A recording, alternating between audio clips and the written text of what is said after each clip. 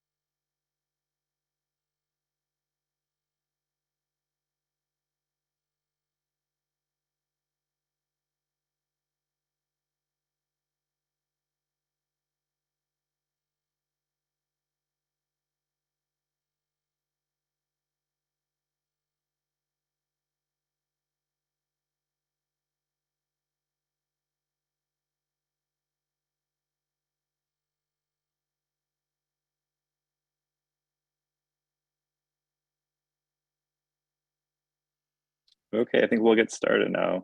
Good evening, all. My name is Ryan Slayer. I'm the project manager from the Department of Planning and Development with the City of Chicago. Also with me today is Tim Jeffries, the acting managing deputy commissioner of the Bureau of Economic Development. And also with us today are our TIF consultants for the project. I can let them introduce themselves and then they'll give us a presentation of the TIF amendments. And then after that, we will go through a Q&A. During this process, you can also use the Q&A during it. We'll try to answer all the questions as well while the presentation is going on, but we will read off afterwards any additional questions that we may have missed. So with that, Michael, if you want to. Yeah, hi, good evening, everyone. My name is Michael Rizoff. I'm Associate Project Manager at SB Friedman.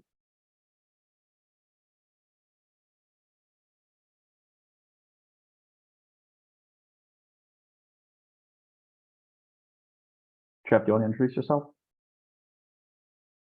Oh, sure. I thought you were just going to run. I'm Jeff Dickinson, a partner with SB Friedman. Sorry. Thanks, Michael. You want me to put the slides up, Michael, or have you got it? Sure, yeah, that'd be great. And Ryan can give introductions and I'll jump in.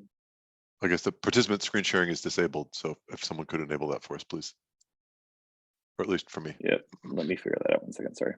No problem.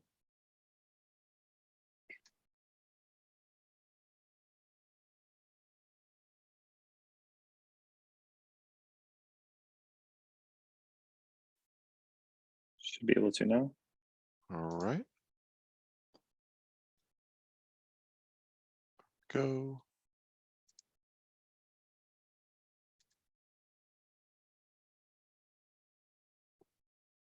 Can folks see it? Yep, we can see it. Great.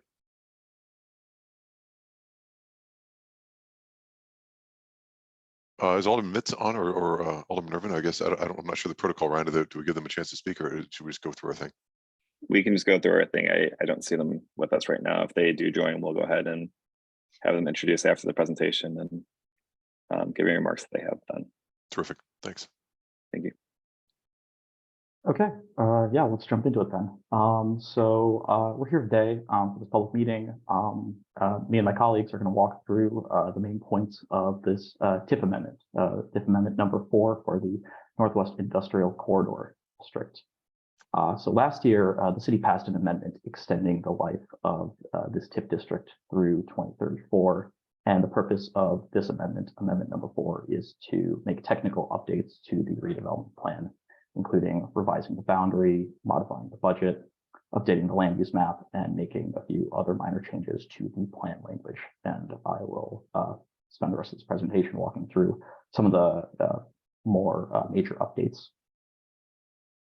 Slide, please. So the purpose of maintaining this TIF district is primarily that the market and demographic conditions that initially necessitated a TIF district are still present in the area.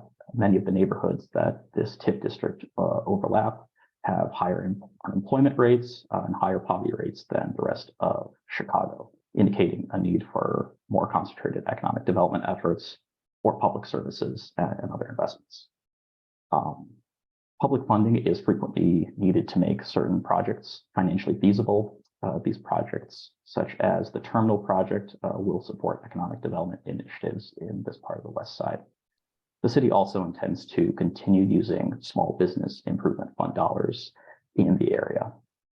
Lastly, much of the public infrastructure currently needs or will soon need improvements. TIF funds can pay for improvements to streets, sidewalks, sewers, transit, public facilities like schools, and other public infrastructure within the TIF district. Slide, please. Yeah. So a TIF district is a tool that generates resources for economic and community development initiatives in that area. Areas that demonstrate certain factors and meet specific criteria can be designated as a TIF district. And once approved, a TIF district captures the incremental property taxes generated within the district over a period of 23 years. The use of TIF districts is enabled by the state of Illinois and legislature at the state level, but the administration is handled locally, in this case by the Department of Planning and Development. So this graphic shows how TIF functions at a high level. Once designated, the base equalized assessed value within the district is frozen. That's these darker gray bars that you see on the screen. Taxing districts, such as the city, park districts, school districts, they continue to get revenue from taxes levied on the base value. So nothing changes in that regard. However, any growth in the area's equalized assessed value is captured by the TIF district, after which it can be spent by the city on certain things within the district that I'll walk through in just a little bit. And after the TIF district expires at the end of its life, the full EAV is once again captured by all of the various taxing districts, just as before the TIF was put in place. The city of Chicago uses TIF for a variety of purposes. This graphic that you see on the screen shows how TIF dollars have been allocated between May 2011 and February 2023 by the city. So the two largest budget categories are public infrastructure and transit facilities. Together, these two categories account for about 64% of total allocations. The city also spends a significant portion on economic development, municipal facilities, schools, and affordable housing.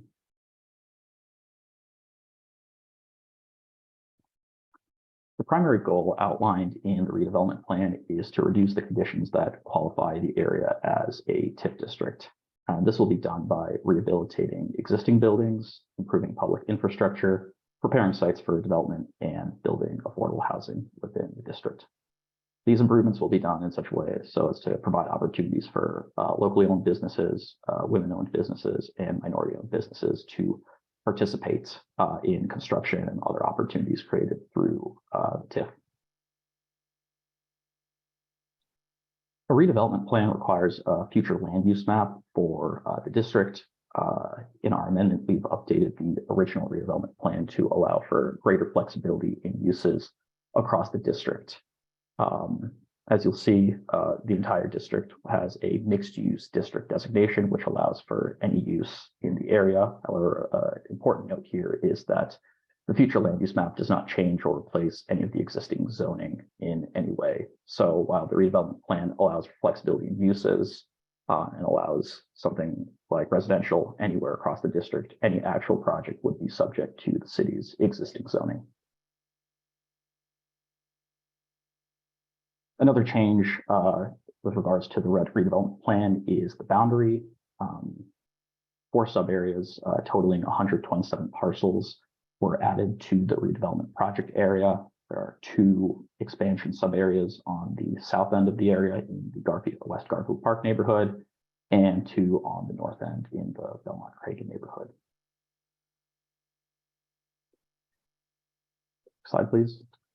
We conducted eligibility analyses to confirm that each of these 4 sub areas qualifies for inclusion within the redevelopment project area on both an individual basis and on a collective basis.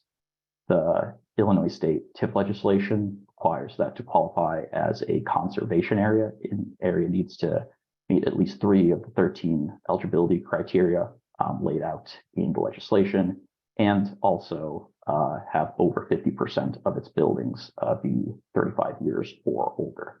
So of these 4 areas, all of them met the age requirement, and all of them had at least 3 of the eligibility factors present. We also amended the budget to account for inflation that has occurred since the original redevelopment plan was drafted in 1998. The biggest line items in the amended budget are public works, property assembly, and site preparation, and affordable housing construction. And an important note here is that this budget just represents an upper bound on how much the TIF district could actually spend. The actual amount of money that would go into the TIF district that would be captured by the district and could be spent by the city depends on the actual incremental taxes generated by the area. And lastly, this is just a list of previous projects that received TIF funds within the Northwest Industrial Corridor TIF. I'll give Ryan or someone else from DPD a chance to wrap things up before we open up for questions.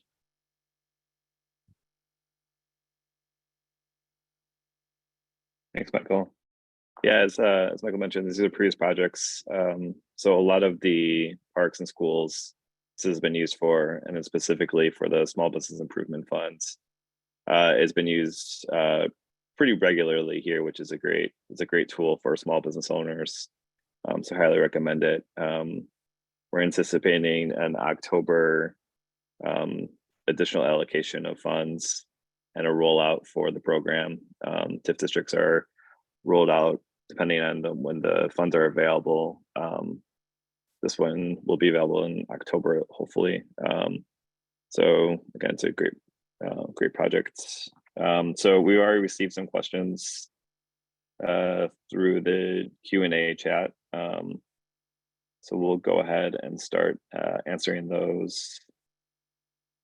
Let's see here. I received a grant for this year and had secure funding for my part. However, because the property taxes increased by 500%, I had to give it up in order to divert money to the property taxes. There's another comment to this as well. My tax bill for 2021 showed up as 500% increase in TIF.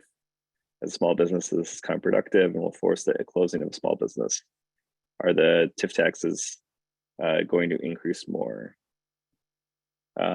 So as Michael mentioned earlier, the way that the TIF works is your property taxes are frozen at a base when the TIF is created, and then anything incremental to that is put into the tax incremental funds. So this isn't a property tax for TIF. This is takes your property tax revenue and puts it into the TIF funds. So it's not increasing your taxes, it's diverting the taxes to go ahead and help with redevelopment through the area, including it looks like you might have received a SPIF grant. So a portion of your property taxes would have actually been for that grant. Another question, I have an industrial building for sale that is housed by our MFG company. Across the street is the Joint Public Safety Center on the Chicago Avenue. Would a new buyer have to take possession in order to qualify for grants? A new buyer is not required. So a current a current owner of a building can go ahead and apply for a grant. There is no need for it to be a new project.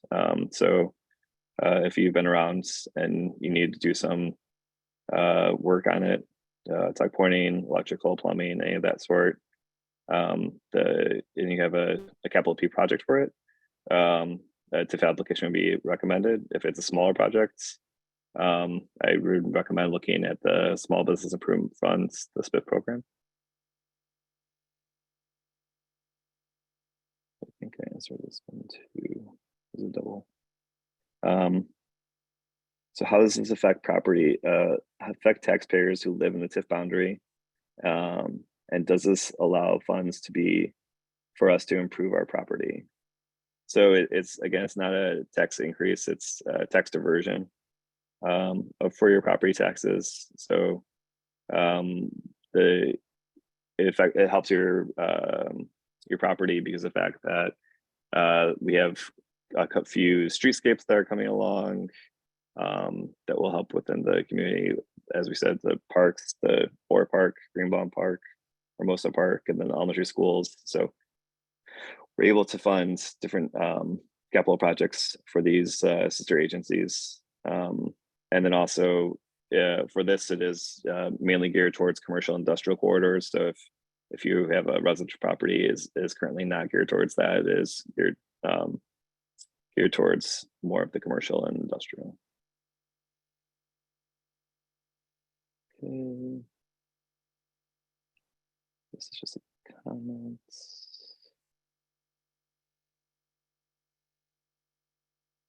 So meaning in order to take advantage of the SWIFT grant opening in October, they would have to be the owner.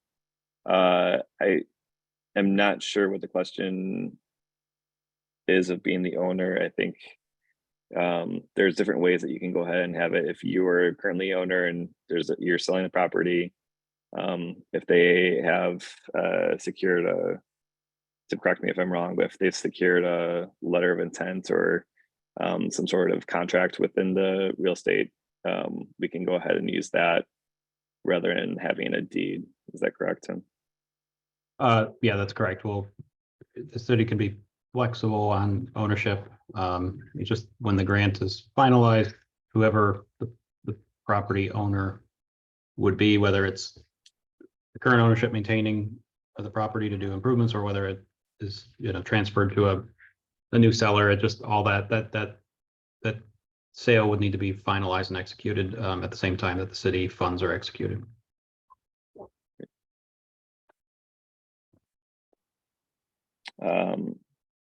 How do we apply particular, I believe it's the Business Improvement Fund, the Small Business Improvement. Oh, we don't meet the income requirements. I'm not sure. How do we apply? So if you look up, we can go ahead and put it in the chat too. I think I already put it in the chat, but I can put it in the chat again. The City of Chicago Small Business Improvement Funds, or SPIF.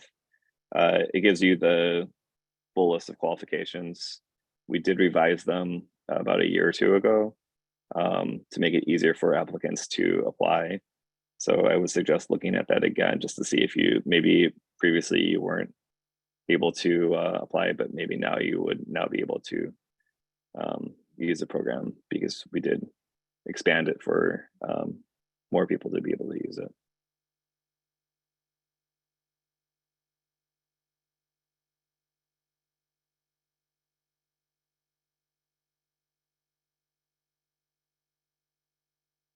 I'll go ahead and put that in the, yeah, so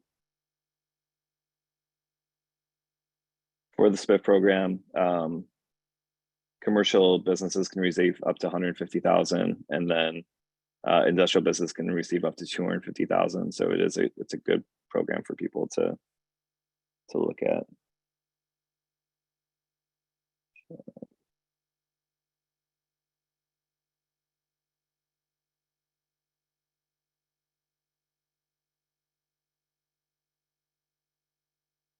And then I just put in the chat the link to the Small Business Improvement Fund program.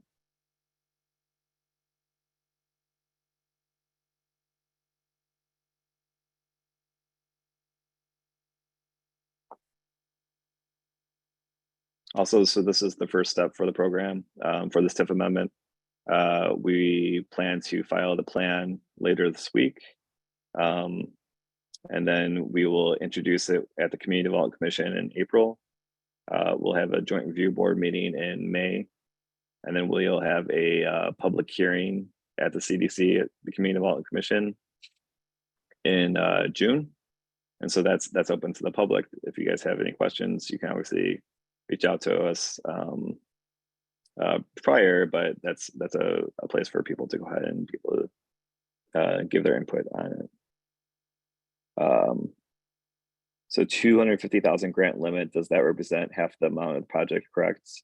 So 500,000 project would get up to 250. It depends on the project and depends on the different demographics, I believe. So there isn't an answer to that.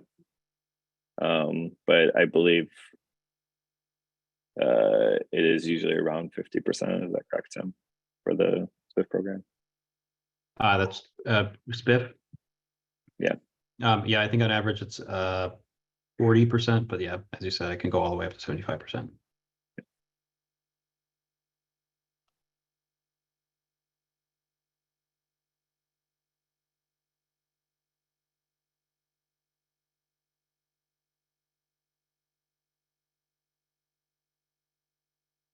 So we anticipate this to go through and hopefully receive city council approval in September is the anticipated timeline for it. So another question, basically the existing areas stay as is on the map and you are trying to add in new sub areas. Yes, that is correct. Yeah, we're just trying to add those smaller sub areas to include as well.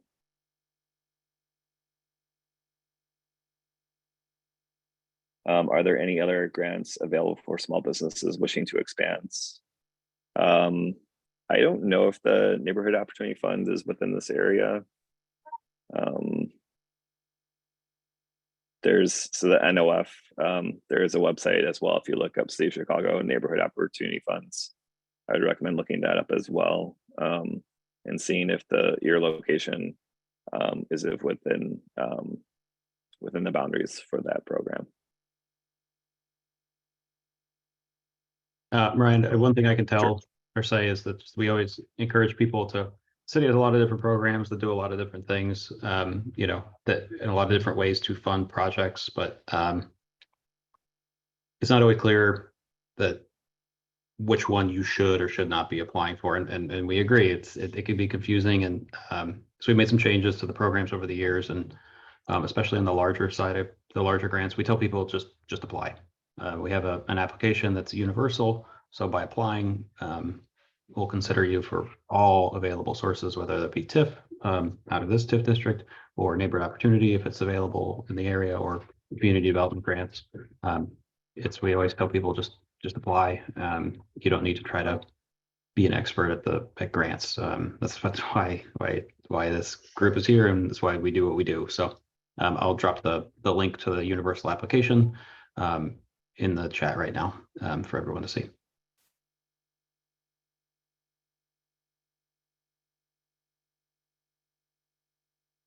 Okay, is there any property areas in the Northwest Industrial Corridor that the city is interested in purchasing from us for public parks and public areas? If so, do they reach out to us?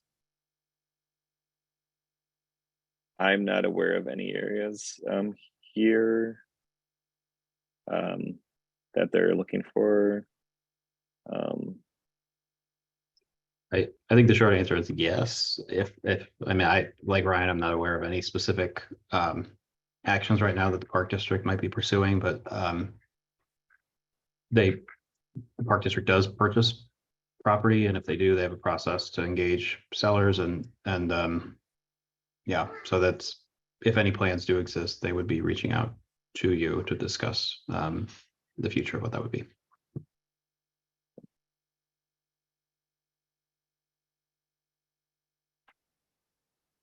So adding the new sub areas would reduce the likelihood of actually pulling a lottery number that actually gets funded, correct? With this, so the SPIF program will now be able to be used for additional 12 years. So this action is actually going to help you in the sub areas. There are some commercial that's being included, but some of it's also a fire station, different things that wouldn't necessarily go for the SPIF program, but it's a good action to have based off of the extension has already been approved, but being able to update the budget and allow for that program to continue for another 12 years will benefit you to be able to use it. And we are allocating more and more money for it. So hopefully that will get through. And I'll just add to it, if we open up a round of SPIF and it goes really well and we're oversubscribed and lots of demand, but just not enough money, that doesn't mean that it increases the likelihood that we will try to seek to release more money next time. And certainly having the TIF in place will allow us to do that. So is the Chicago Recovery Plan going to reopen? I believe the short answer is it is currently open. People can still apply for the Chicago Recovery Program on that universal application that Tim mentioned. So we are still collecting applications right now.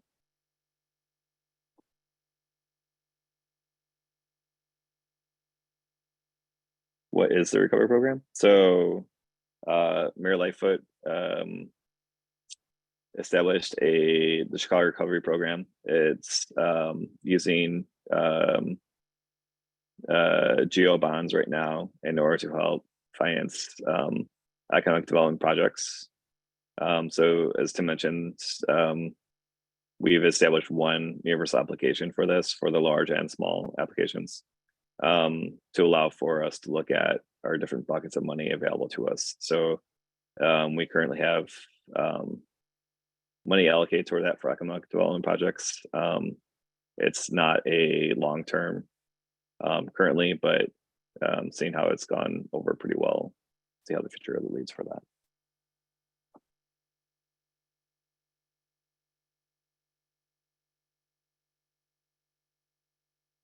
So where can I apply for the recovery program and what are the uses?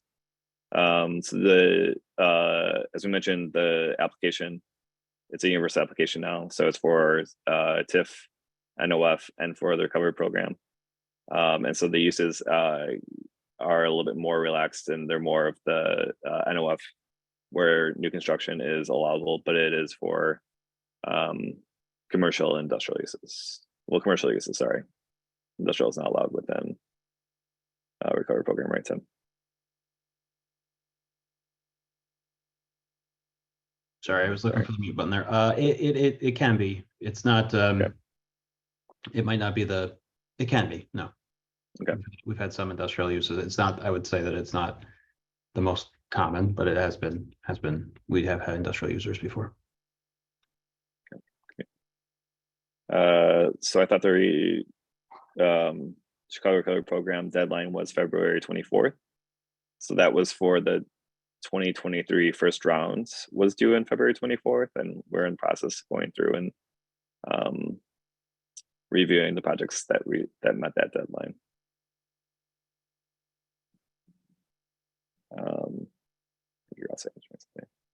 So our business has been here for 78 years, and COVID affected us negatively. We're industrial manufacturing. So again, as I mentioned, this is an industrial area. So if you have a project that you need to help with your business, it's a capital P project. Look at the application and see if there's a way for you to go ahead and apply for updating your business and your building there.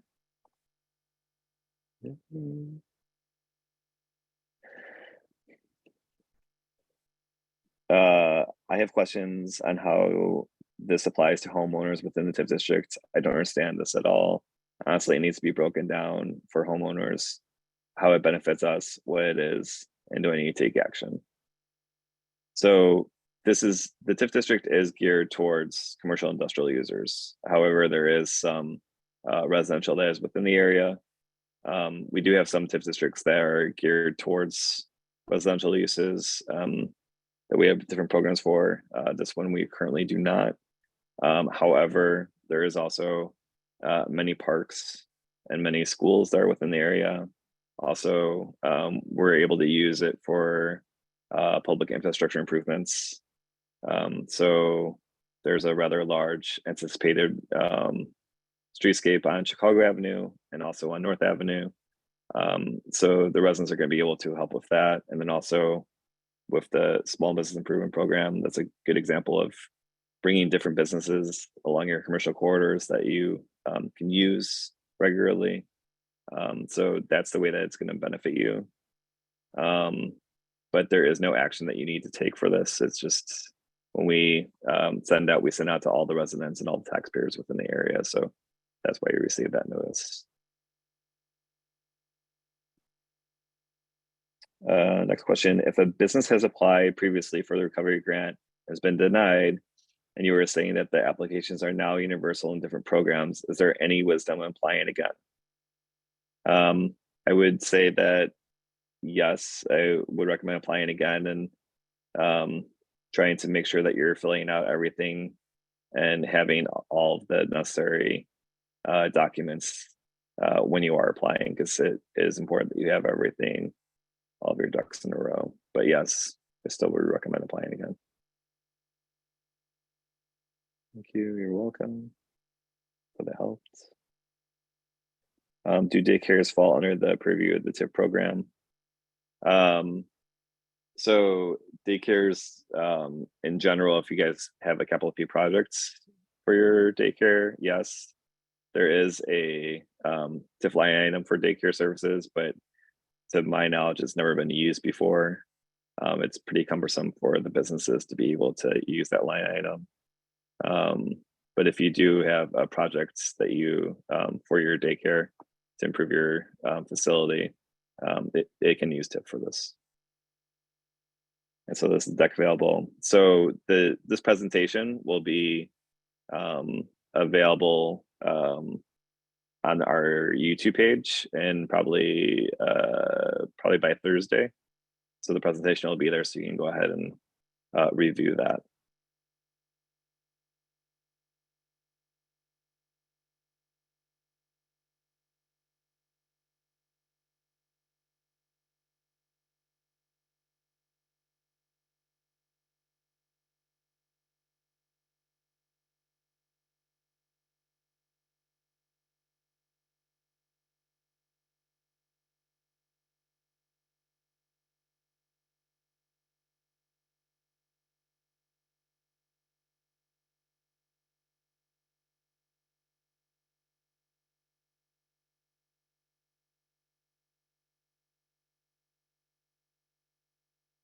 Let's give it another minute to see if there's any other questions. But again, this is just the first action for it. So you're very welcome for all the information. Sorry, that was a comment to it. So we will have additional public actions. So in particular, the CDC that we anticipate to be in June, and then the finance committee that we anticipate to be in September. So there will be further action. You will receive more notices, and I apologize for the number of notices. It's legally required by the Illinois TIF Act. We would not like to send out so many of them, but we are required to do it. So I apologize now.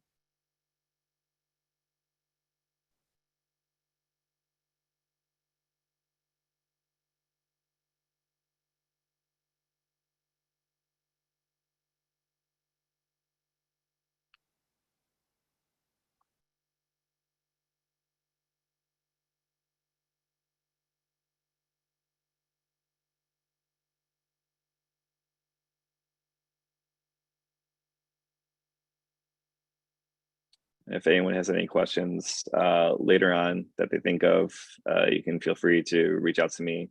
The notice had my telephone number and email address, so I'm happy to answer any questions that you guys might have.